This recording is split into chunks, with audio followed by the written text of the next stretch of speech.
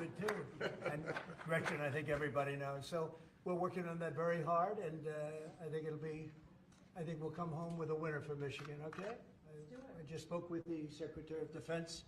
Sometimes we call him the Secretary of War. It used to be called the Secretary of War. They changed it when we became a little bit politically correct. But I think we're in great shape. We're going to be in great shape. So thank you very much for being here. Thank you very much, Matt. Congratulations. Great job. So we'll start with the first orders. And I think we have one for a man named Mike Huckabee. Does anyone know Mike Huckabee? Yes, sir. He's going to be a great ambassador to Israel. And they're thrilled to have him, that I can tell you. Go ahead. Yes, sir. So the Senate confirmed Governor Huckabee to be your next ambassador to Israel earlier today. That's his commission as ambassador. And then we also have a transmittal letter to the President of Israel requesting that he accept Ambassador Huckabee's credentials. He's going to be fantastic. He's going to bring home the bacon.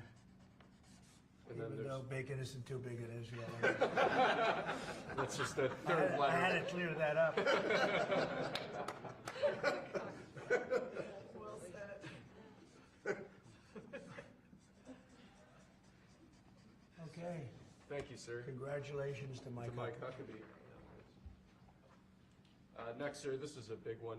As you've consistently identified, restoring our maritime dominance as a nation is very important. From shipbuilding to having a merchant marine that's capable of supporting American military efforts, really up and down the line, restoring maritime dominance has been a priority of this administration. This executive order, which was prepared primarily by your National Security Council staff and National Security Advisor Waltz, has a number of very significant policy steps, all aimed at restoring American maritime dominance and ensuring that we have the shipbuilding capacity and ability to compete globally, both militarily and in the civilian space as well. And that could be a good one for Michigan too, because we're going to be spending a lot of money on shipbuilding. We're way, way, way behind. We used to build a ship a day, and now we don't do a ship a year practically, and we have the capacity to do it. So we'll talk to you about that. Okay, Matt, what do you think about that? That's a natural.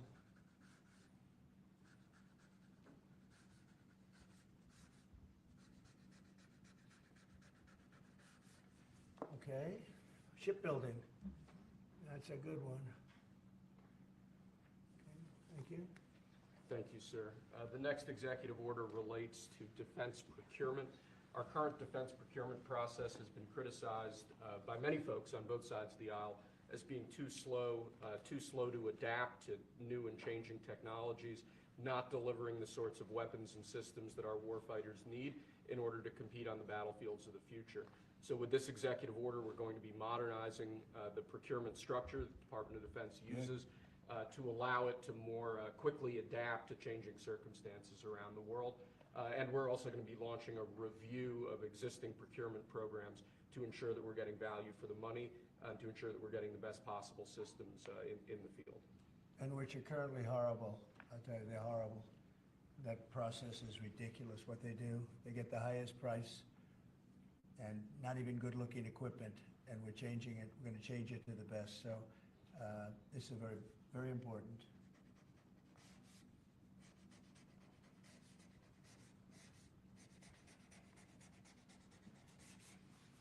I want to say hello to Brooke. Well, look at Brooke. She got the cost of eggs down 87%. 87%, Governor. We have somebody that's done a great job at Department of Agriculture, and Christy Noem, who perhaps a few of you have heard of. She has done the most unbelievable job as somebody that's watching over our country at the border, and with Tom Holman and your whole staff of tremendous people. So thank you. Who would think that she is like meant for that job, huh? She's meant for it. So I just saw you there both. Thank you very much. Good. We'll do it later, please. Thank you, sir. Lastly, in the defense space, one persistent issue that we've had in terms of the issue of foreign defense sales, that we're unable to provide weapon systems in a reliable, effective way to key allies of ours, and a key driver of that is inefficiencies and inconsistencies with the process by which we approve foreign military sales. So this executive order is going to direct your Department of Defense, Department of State, other relevant departments and agencies to rework our system of foreign defense sales to ensure that we can provide equipment, creating American jobs and providing obviously revenue to American defense manufacturers, but provide key military equipment to our key allies in a reliable, effective way. Okay, that's good. All very important.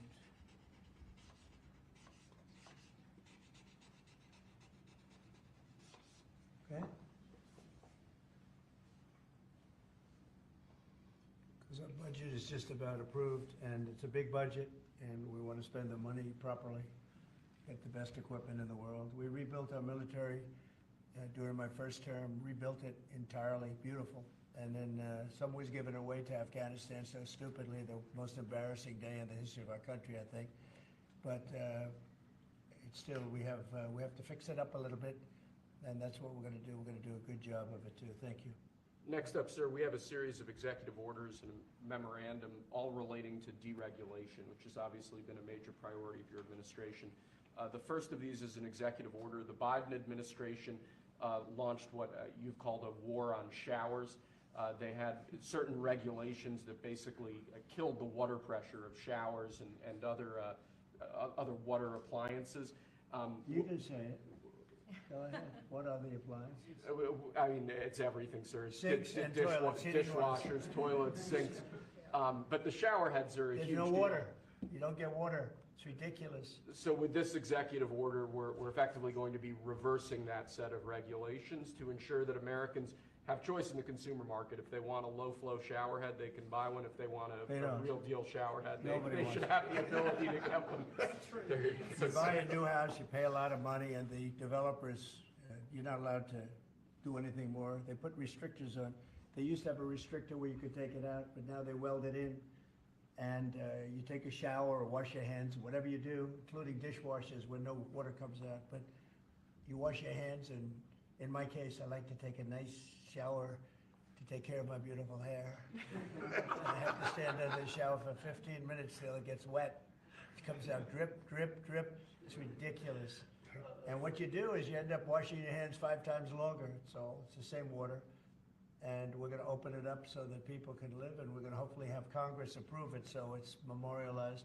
We're going to try and get all of these things, including straws, a little thing like straws. We did straws a month ago, where the paper straws were melting, they were dissolving, they weren't working well, and we went back to the plastic straws.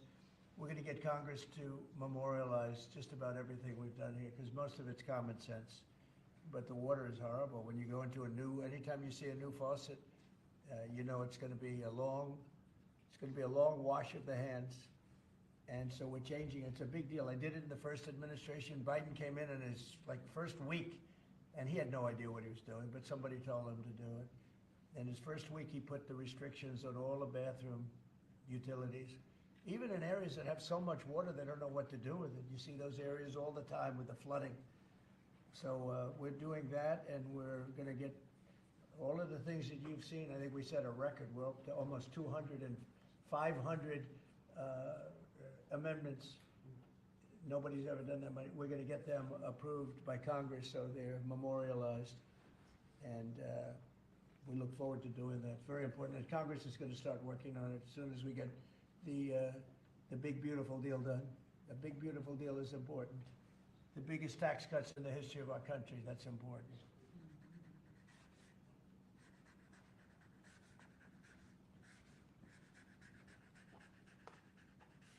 Okay.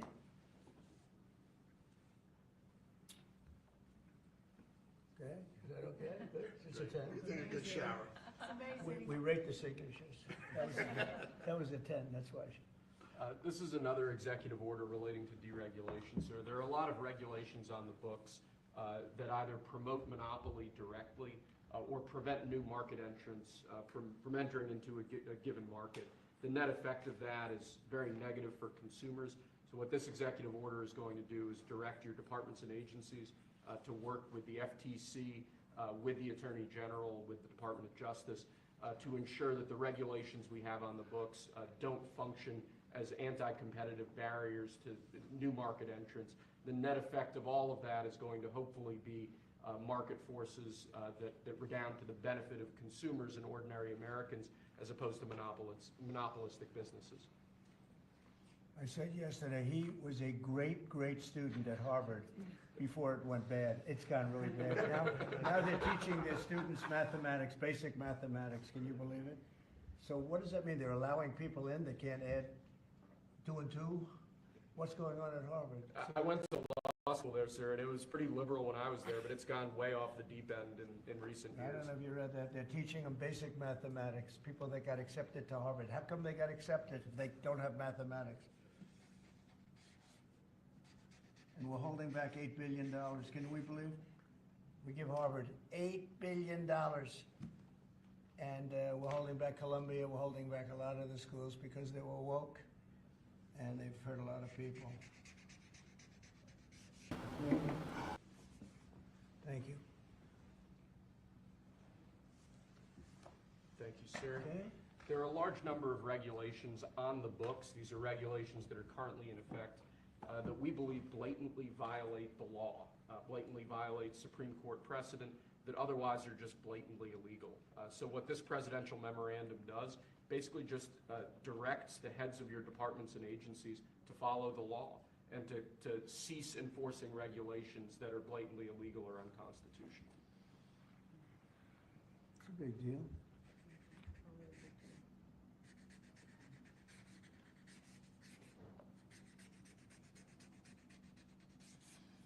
It's really very important that we get these memorialized Yes, sir. in Congress. Very important. For the long haul, right? Yes, sir. This is the last of our deregulatory EOs for the day. This is zero-based regulatory budgeting. The idea here is that over time, regulations accumulate on the books and in the Federal Register, and people aren't taking a close, detailed look at what's on the books and clearing them out as times change or as regulations become dated or ineffective. What this executive order is going to require is each of your departments and agencies to scrutinize on a continuing rolling basis all of the regulations they actually have on the books and sunset those that either no longer serve a purpose or the departments and agencies can't identify a specific reason for keeping them active. Okay.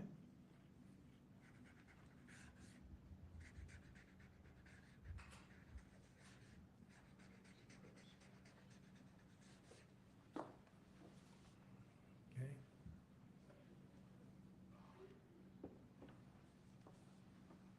Thank you, sir.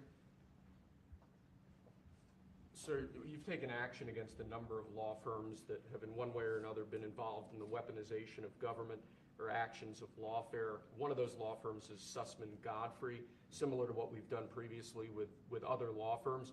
This is an executive order that takes certain measures against Sussman Godfrey to ensure that they can't access government resources, government buildings, scrutinizing certain aspects of their practices as a law firm, given their previous activities.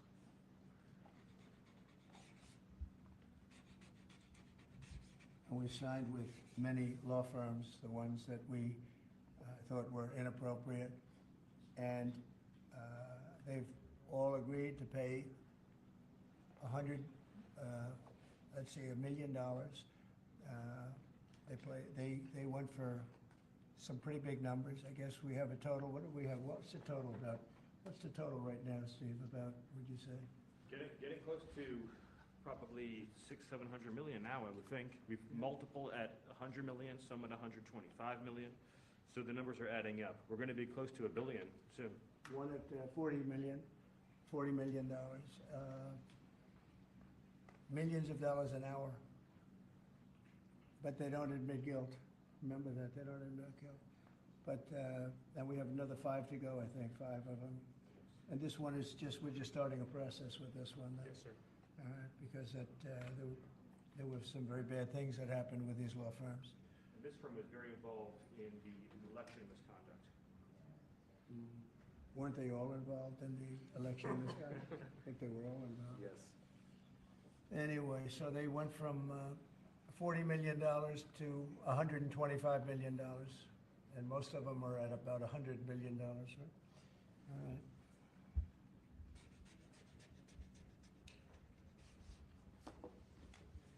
Thank you.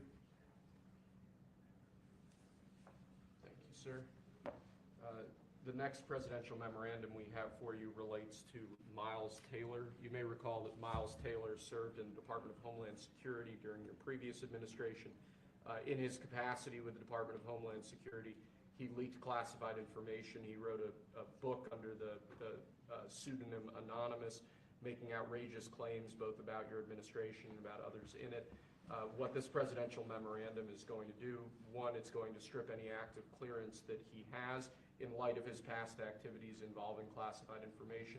It's also going to order the Department of Justice to investigate his activities to see what else might come up in that context, given his egregious behavior during your previous administration. And I had no idea who this guy was. I had no idea. I saw him on CNN, or one of them, I guess CNN, a lot. He'd be on all the time saying that the president is I had no idea. It's like, you know, in this office you have a lot of young people, and they're here, I'll see him for 2 minutes, and I assume he was in the office, but I barely remember him, It was somebody that went out and wrote a book and said all sorts of terrible things that were all lies, and it was like he was this gentleman or that gentleman, like I dealt with him all the time. I had no idea who this guy. I said, who the hell is Miles Taylor?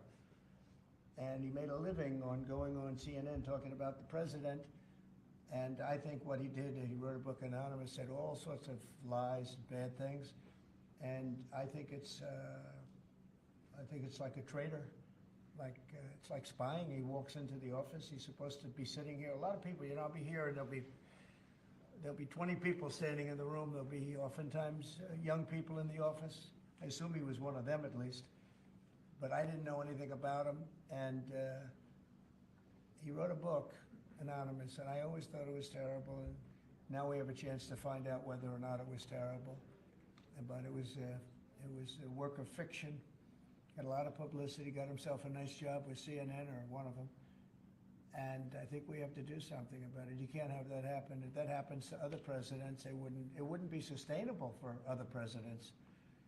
They seem to be able to sustain, but if that happened to other presidents, I mean, it's just unfair. And if it was a Democrat president, I'd say that's a terrible thing. A thing like that can happen. That's a terrible thing. And it's time to find out whether or not somebody can do that. Can they write a book about very confidential meetings, and, you know, because they happen to be one of a lot of people in a room, and they go out and write a book, and worse than that, call it anonymous, like it's a big deal, and everybody saying, who is it, who is it, who is it? Then it was found out who he was a long time later, and he got a lot of publicity off that one. He's like a promoter.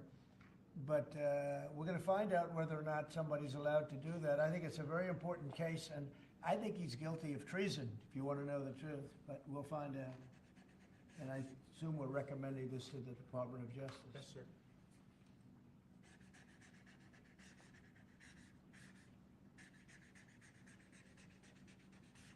Okay, good.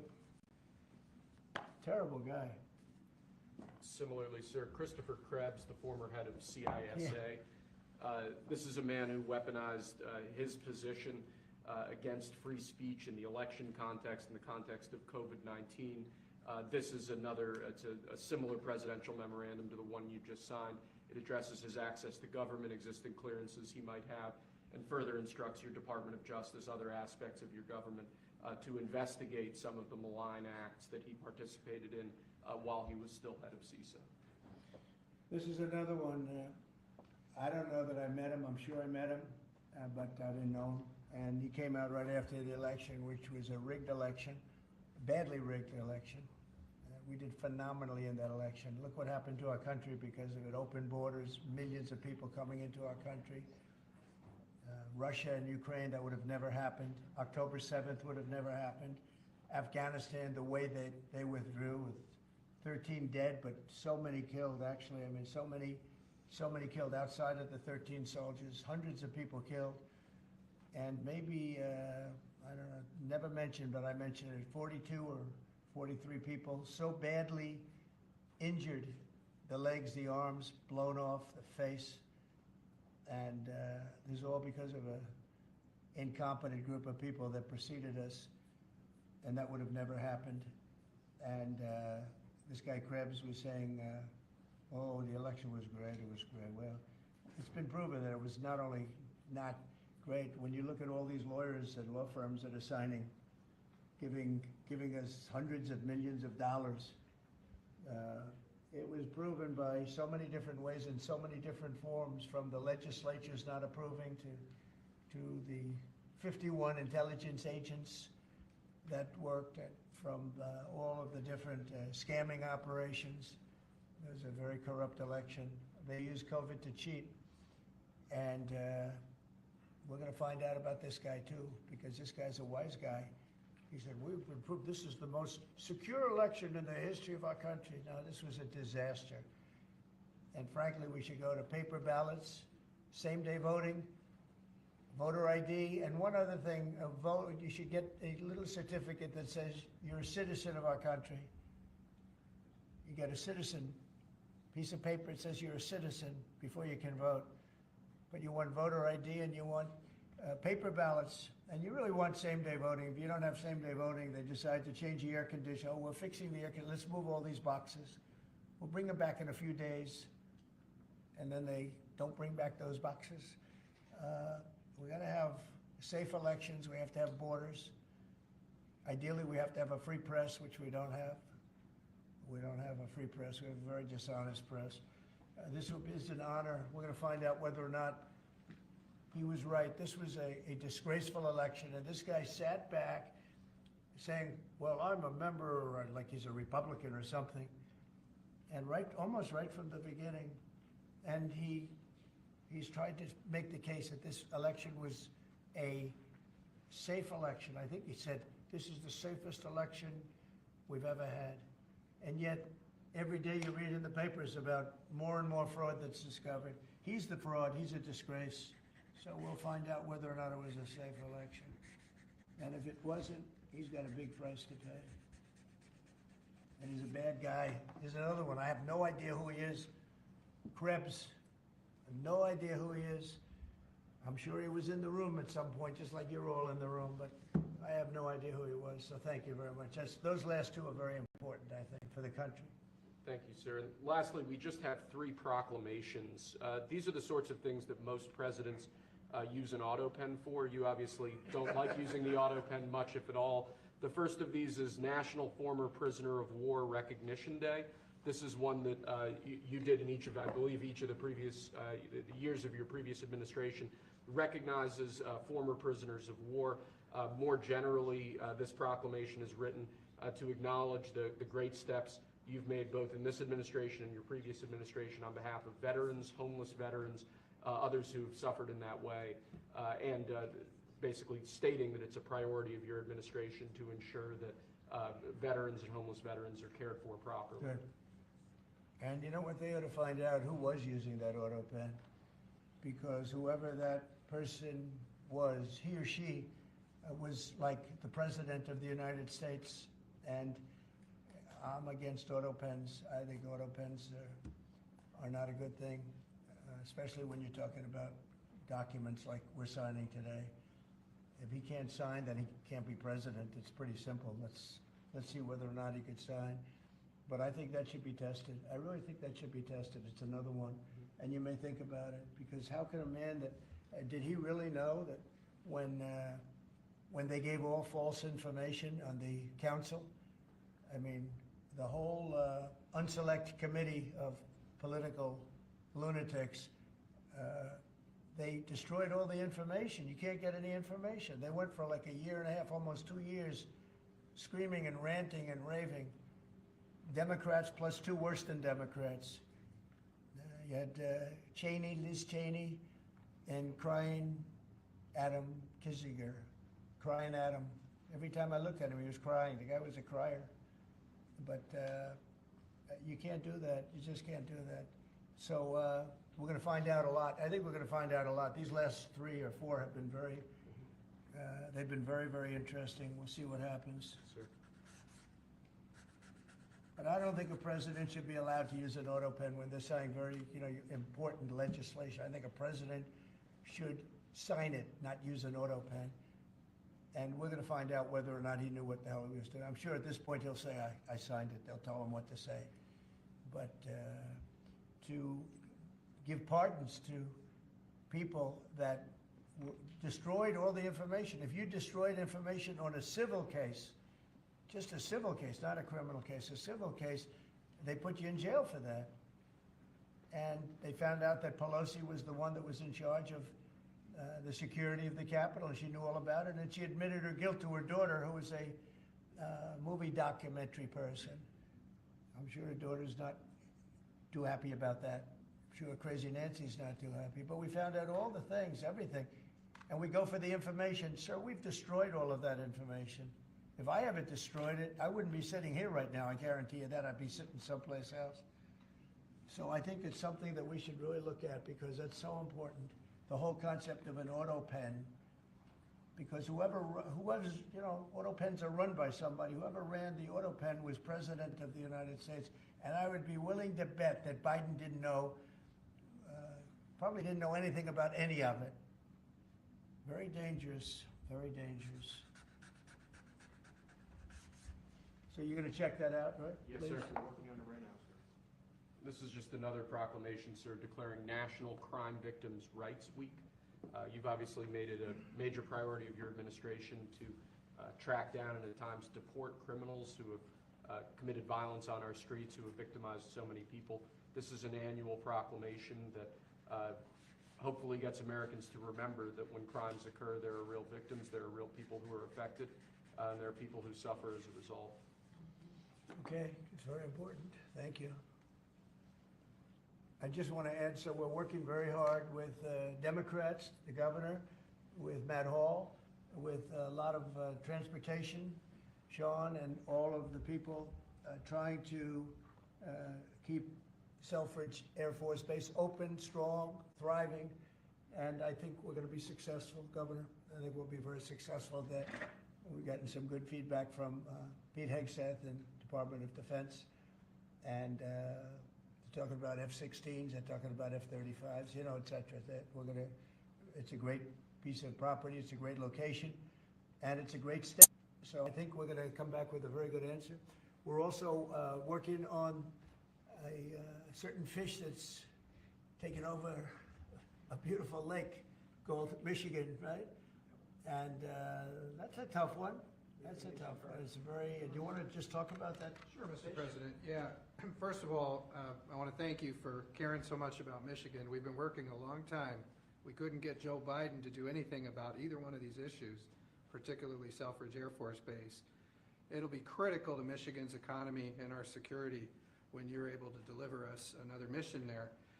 But on the Asian carp, for years, when Obama was there, we could never get anyone to do anything about this invasive species that's going to destroy our Great Lakes. You know how important recreational fishing and so much of that is to our state. Because of your work, we're hopeful that we'll get a solution there and we'll get that barrier built so we can protect our Great Lakes. So thank you, Mr. President. And they're very powerful fish. I mean, I see them, they jump out of the water, they jump at the fishermen. I mean, I've never seen anything like it. And has this gotten into any of the other lakes yet? Because you would think it would be pretty easy because they're all sort of connected. Hey, Governor? It's why we're working so hard to make sure that, we work with the Army Corps and erect a barrier so that the Asian carp can't get into Lake Michigan. It'll devastate the ecosystem, the economy, tourism, and it's 20% of the world's fresh waters in the Great Lakes, Mr. President, which is why it's so important that as a nation we protect the pristine waters. Yep. And, all of a sudden, I assume the lakes are all interconnected, right? Yeah. So at some point, they're going to be in the other lakes. And so we're going to work hard on that. I spoke with the Army Corps of Engineers, and they have a method. It's a pretty gruesome method, but it's a method. And I think they know what to do. So we're going to work on that very hard. And thank you, Governor, very much. sort of a bipartisan thing when you get right down to it. Yep. It's a very expensive thing, actually, costs a lot. I looked at the numbers, I said, wow. But we have to save Lake Michigan because these fish, they eat everything in the way, including the other fish. They eat everything. Are people endangered by the fish at all? I think I mean, they're gonna eat all the fish there, we won't be able to fish anymore, and that's a big deal in Lake Michigan, there's a lot of fishing, recreation, so it's gonna be a problem there, but you're right, it's bipartisan, sir, but you're the one taking action on these issues. We couldn't get Biden to do it on Selfridge. This thing has been delayed for, 15 years where we were trying to do it. It started under Obama where we were trying to do it. He wouldn't do anything about it, so we appreciate you paying so much attention to this and taking action, Well, I sir. would, and the governor, in all fairness, called me about it. I had seen it, and she called me, and John James called me. And, we spoke with your office, and it's, I want to put that down, really is bipartisan. It's great to see it, actually. It's great to see that, and that includes Selfridge, too. And we're gonna get it done, and we'll all stand there together and cut a ribbon, okay? Gretchen, good. That's good. Thank you very much. It's, I'm glad you brought it up, and I'm glad you brought it up, Matt. Appreciate it. And I know you two get along pretty well, right? About 70% of the time. I think you do. All right, good. We'll have something to celebrate pretty soon, so pretty sure about that, okay? Thank you, Gretchen, very much. Okay, do you have any questions? Mr. President, where does the TikTok deal stand, given what we've seen, the tariffs Well, to it's moving China? along, but obviously, I would say right now, China's not exactly thrilled about signing it. We have a deal with some very good people, some very rich companies that would do a great job with it, but we're gonna have to wait to see what's gonna happen with China, so. Mr. President, No, it's on the table very much. I think China's gonna wanna do it, actually. Mr. President, can you explain more of what you believe is the end game with China? Are you waiting for President Xi to blink? How do you think this is all going to be resolved? Look, for years, we've been ripped off and taken advantage of by China and others, in all fairness, but by China, that's the big one. And it's just one of those things. We're making $2 billion a day right now, this country. $2 billion a day with tariffs. And they were making $2 billion a day. We'll be making more. Now, when you see what happened today, I don't know if it's still there. I looked an hour ago, but we were up like close to 3,000 points. Nobody's ever seen a day like that. I think that's a record, isn't it, fellas? Definitely. Is that a record? Who would have thought we were gonna have a record like that after watching? But because the geniuses of the world, they get it. Our country is very strong. We were left a very, very weakened country, both economically, financially, because of all of the tariffs and all of the other companies just raiding us and ripping us off. And also at the border where 21 million people were allowed to come in. Many of those people were criminals. And, but the people that do this for a living, and some of them are very smart and some of them aren't smart at all. But these guys are very smart, and my group is very smart. My whole group is smart. And you've done so amazing on the border. I read the other day that there were 9 people and hundreds of thousands 2 years ago with Biden, and we had 9. We had it down to 9, and they were all let in for medical reasons. They were in bad shape. We let them in for medical reasons, not even for anything else. So you've been amazing. But that's a big thing. I think it's one of the greatest problems that I've never seen anything like it. Open borders, the whole world was emptied out. Prisons from all over the world, from the Congo in Africa, from Africa to Asia, a lot in South America, but it wasn't just South America. Prisons emptied out, and I said it outside with the drivers before, but El Salvador has been amazing, that job that the president's done. He's coming to see me next week, and we look forward to that, but that's really been amazing. Yes? Mr. President, the EU also announced increases in tariffs today. Why Oh, not that's treat? bad timing for them, that's bad timing. Why not They treat said, them right, with They didn't put them in. No, they threatened Oh, them, I but they think picked a later date, which our expectation is Oh. it's going to be later still. Okay, good. I'm glad that they held back. You said you were watching the market. If this was the strategy all along to bring them to the table, why did you instruct or advise, or maybe they did it on their own, some of your top aides to say this is not a negotiation, to hold the line, that they were going to hold the line, that you were not going to change your A lot mind? of times it's not a negotiation until it is, and that happens. And, I said outside that you have to have flexibility to do it right, and that's what we have. We brought everybody to the table, and it may not be a negotiation, it may not last. I mean, things may be asked that I think are not fair to us. Look, we've been ripped off by essentially everybody for 35 years. This is not just a new thing. And Roger Penske just left. He's a great gentleman, great man, actually. And he said no other president would have had the guts to do this. And I believe that's right. They wouldn't have done it. They should have done this a long time ago. A long time ago they should have done it. I started it with China. I took in hundreds of billions of dollars in tariffs and taxes from China in my first term. And we greatest ever in the history of our country. But it had to be done. It's something that had to be done. Mr. President, thank you so much. Which countries will be negotiating first? Do you have any criteria? Because, for example, Brazil and the UK, they do not have deficits with the US. They have a surplus. They do not have a surplus. They have deficits with the US. So what is the criteria? And also, would you consider talking or meeting with Xi Jinping? No, sure. He's a friend of mine. I like him. President Xi, I like him. I respect him. But they haven't treated our country right. Sure, I'd meet with him. On the other countries, we have Japan is here, and South Korea is here, and others are here, and we're trying to see them. It's, from what I hear, it's much more than 75. I said 75 plus. So many. It's everybody wants to make a deal, actually, and we want to do what's right for our country. We also want to do what's right for the world. The world is important. I mean, it's the world, right? And I think we're going to make a lot of people very happy. And I think investing in the United States of America will be the greatest investment that anybody's ever made.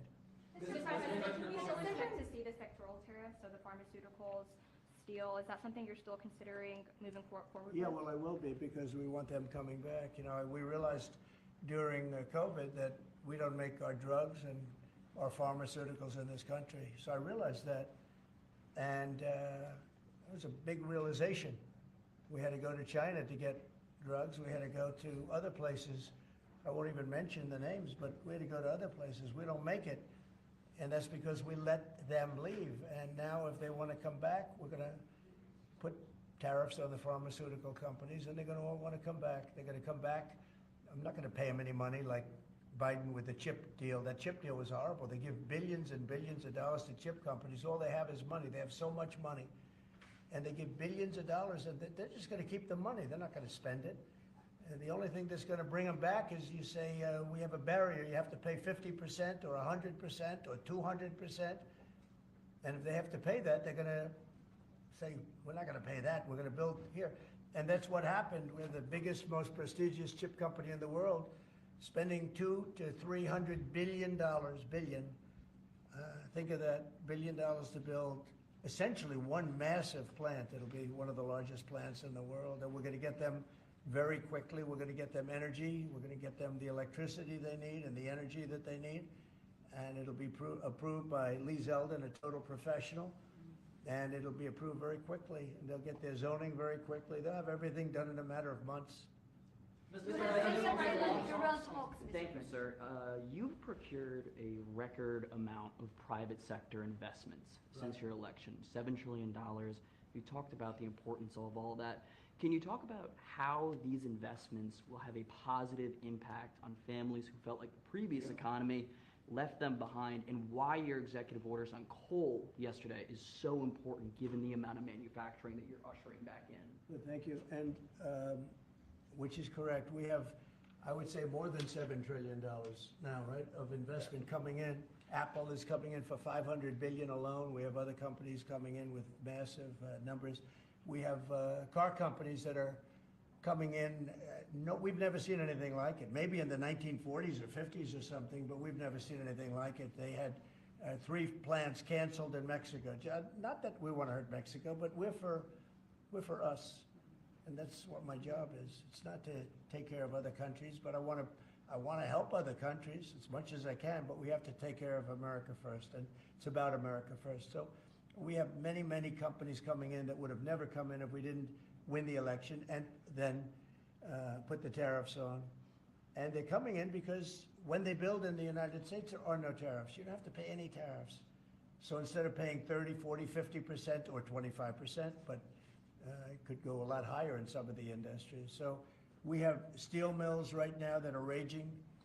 The steel industry was gone. If I didn't put the tariffs on steel, because China was dumping massive amounts of steel in my first term, and I put tariffs on it, I saved the steel industry, but now it's going to thrive, maybe like never before. I mean, if you go back to U.S. Steel from 90 years ago, it was incredible. It was the #1 company in the world for a long time. That's why we don't want to see it go to Japan. And we love Japan, but U.S. Steel was a very special company. We don't want it to go to Japan or any other place. So we're working with them, and I don't know if they need any money now. I'll be honest with you, they hit gold. They hit gold because if you look at it, they have such orders for steel now. It's incredible. What's going on in our country is incredible with respect to plants. So we lost 90,000 plants and factories from the beginning of NAFTA, the worst trade deal ever made in the history of this world, but certainly in the history of trade. There's never been a worse trade deal. We were able to cancel that. We had to get approval from Congress. It was like a disastrous curse because you had to go to Congress to get it terminated. You couldn't just terminate it because it was a bad deal. And you had people in Congress that didn't want to do it because they had other reasons, maybe bad reasons. They're mostly not there anymore, those people. But it's amazing what's happened. I appreciate that question because it's incredible. I don't think we've ever seen anything like it. $7 trillion, and it's much more than that because these are places that we know. $7 trillion is unheard of. I never looked at the Biden numbers, but you could go a whole year and it was peanuts. Everybody was leaving. They weren't coming in, they were leaving, and that means jobs are leaving. And so we're not playing games. We're going to make this country greater than ever before. Thank you for that question. Mr. President, it seems that China's made some. Let her just do that. Oh, yeah, We'll absolutely. get you. Thanks. For the past few days, we've heard from this administration no pause. Was this idea of doing a pause, did that just come about this morning? Can you tell us exactly what came into consideration for you and your advisors? For a period of time, I wouldn't say this morning. Over the last few days, I've been thinking about it. I've been dealing with Scott, with Howard, with some other people that are very professional. And I think it probably came together early this morning, fairly early this morning. Just wrote it up. We didn't have the use of, we didn't have access to lawyers, or we just we wrote it up from our hearts, right? It was written from the heart. And I think it was well written too, but it was written from the heart. It was written as something that I think was very positive for the world and for us. And we don't want to hurt countries that don't need to be hurt. And they all want to negotiate. The only problem is, you can only do so many at one time. It's like, we want to do it right. We want to get it right. We want to take care of them, but we have to take care of our country. So, but this was something certainly we've been talking about for a period of time, and we decided to pull the trigger, and we did it today, and we're happy about it. I didn't know it would have that kind of an impact, but it's, I think we have the biggest increase in the history of the stock market. That's pretty good. You're almost, if you keep going, you're going to be back to where it was 4 weeks ago. But it was a sick market 4 weeks ago, because the trade was sick. It was only a question of time. I don't blame the tariffs. I think the tariffs just sort of magnified what was happening. It was sick. Biden allowed these people to get away with murder. Biden allowed China to just take advantage of us. We had like $1 trillion deficit with China, $1 trillion deficit. So that was going to only be a matter of time. I think the tariffs brought it out faster and they magnified the problem. But I think this was a problem that existed far beyond tariffs. This was a systemic problem, and we're going to cure that problem. And maybe to a large extent we have, because we've revealed it, and we've revealed it very strongly. Yes, sir, please. Thank you, Mr. President. So it seems China's made some serious missteps here in these negotiations, and Secretary Besson said earlier you may have goaded them into a tough position here. I'm wondering, are you in a way putting together a coalition against China in terms of trade here? No, no. Well, China, look, they're very capable, and I don't blame China for what happened. I blame the people sitting right at this desk, right behind this desk, or another desk. You get your choice of 7. I happen to pick the Resolute.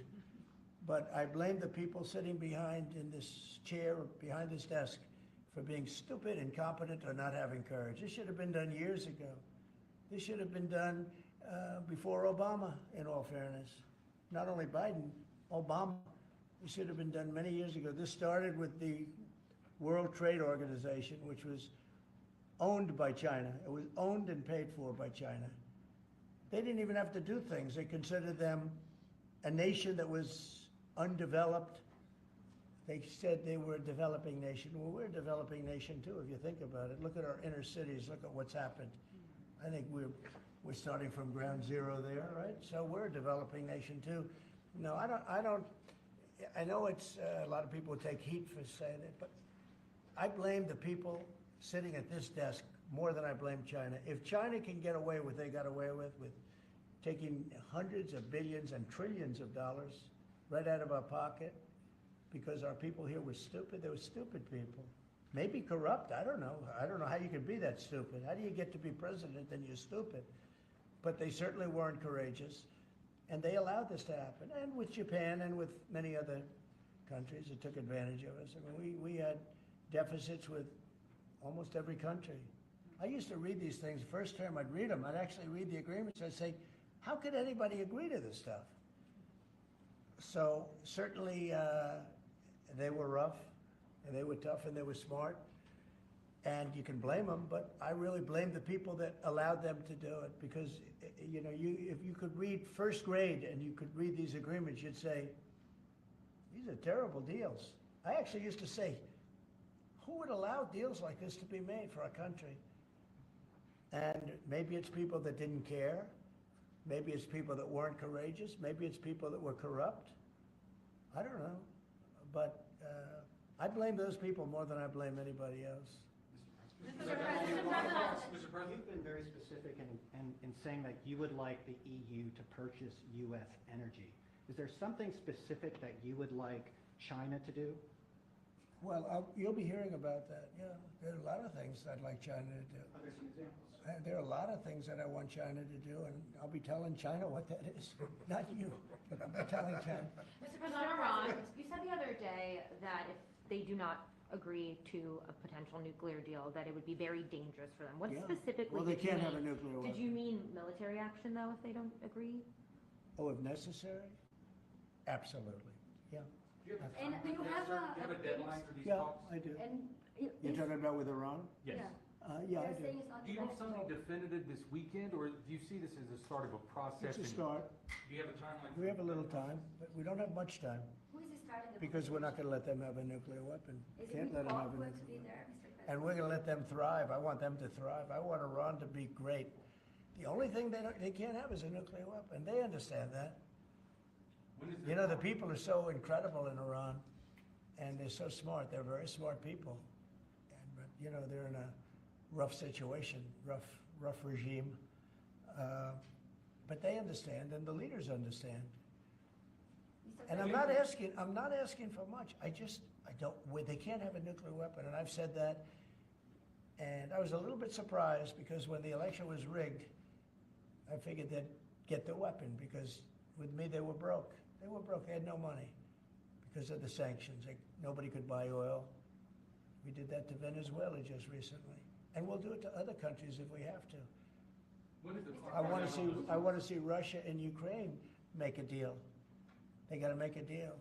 When schools get blown up and bad things happen, like I'm hearing about, it's no good. I hope we're going to make a deal with Russia and Ukraine. But with Iran, yeah, if it requires military, we're going to have military. Israel will obviously be very much involved in that. He'll be the leader of that. But nobody leads us. We do what we want to do.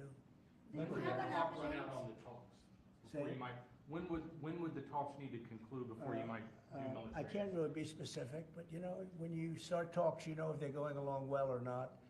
And I would say the conclusion would be when I think they're not going along well.